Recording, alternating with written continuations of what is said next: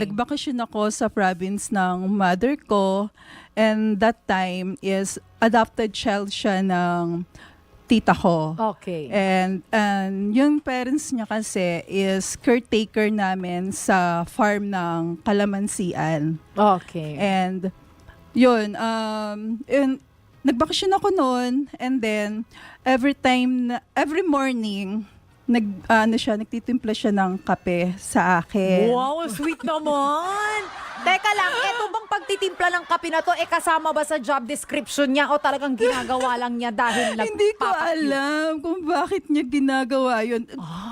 Parang doon ako nahulog yung loob ko sa kanya. Pinagtitimpla ng kape? Pinagtitimpla niya ako ng kape. Masarap pa ang timpla ng kape niya? Oo. Nadala sa kape? Tapos, pag pumupunta siya ng farm, ang dami-dami niyang dalang prutas. Ay. Tapos, lagi niya akong hinahanap. Ooh. So, yun. Pero hindi pa nakakahalata yung tita ko noon. Pero nung mga time na ginagawa niya yon, ikaw ba talagang meron na rin parang something? Kumbaga parang, ay, pwede. Napapaganon pa na. Mga ilang days na lagi niya akong pinagtitimpla ng kape. Doon ako parang na-touch ako. Ayun. Ganun. So, doon nagsimula ang lahat sa kape. Oo, yung kwento namin ni Alan. Okay. And then, syempre, may manilenya ako. Tapos, parang gusto kong maligo sa ilog. Ay, teka lang. Gusto mong magtampisaw, magbasaan sa ilog habang... May pagkapilya din kasi ako. Inamin na. Inamin na niya. Oh, di ba? May pagkapilya ako. Niyakag mo ba siya? Niyaya mo siya sa... Oo. Yun.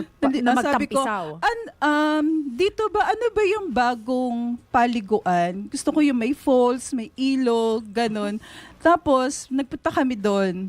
Tapos, ang ginawa ko, para maramdaman ko kung meron din siya. Kasi, sabi ko, bakit niya ako laging binibigyan ng prutas? Tapos, yun yung question ko eh. Tapos, ang ginawa ko, niyaya ko siya dun sa ilog. And then, nagkunwari lang ako na ano ba yun? Parang, natapilok. Ang galing. So may plano na agad, ha? Ang galing na segue, Miss Leo, ha? Para-paraan din tayo, ha? Ayun. Ganyan na ba yung mga bago style ngayon? Puli-puli ka, tali-talisod. Yun. Kunwari na ako, na natapilok ako, nasaktan ako. Tapos yun, syempre, binuhat niya ako. Tapos may kubo doon. Akala ko sa pelikula lang nangyayari yun. Ano Pero nangyari? What happened? Teka lang, unti-untiin mo kami. Baka masyak kami dyan. sa true to life story pala nangyayari yun. Tapos yun, may kubo doon.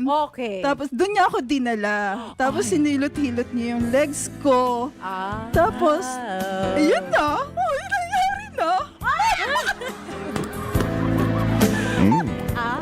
Ay, teka. Yun na. Yun na yun. Wala na paligoy-ligoy. Oo. Mga kapatid, alam, may bagong pong style ngayon, modus. So, kailangan po kayo ay natalisod, napulikat. Yan po ang bago ngayon. Charot lang.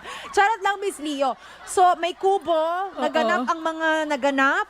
Sino nag-initiate? Ako. Ay, ang galing, no? Ang galing mo dyan. Dahil dyan.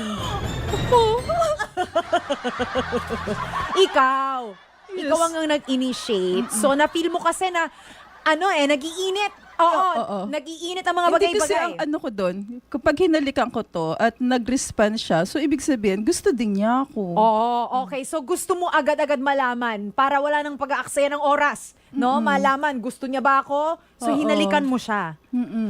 Saan mo hinalikan? Sa labi. Sa labi. Agad-agad, no? Kala ko sa leeg. Sa labi, agad-agad. Yes. Anong klaseng halik to? Like, mwah or Ano? Torrid talaga. Siyempre, torrid talaga.